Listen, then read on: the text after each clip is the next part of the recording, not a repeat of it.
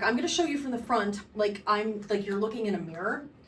When you go from here, your overhand, your hands are tight. But when you go from your overhand to your underhand, what happens is your hands are kind of wide and high. So you want to bring them in low and tight here.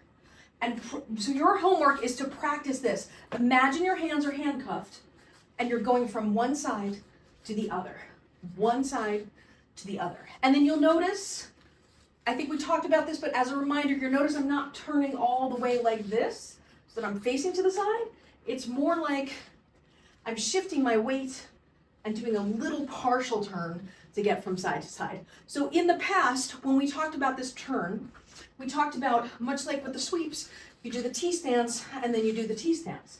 But when you do the chasing the sun, you do the V stance. So your feet are sort of more like this rather than like this and like this. And what you do is you shift from one side to the other, right? So I shift from here to here, to here, to here.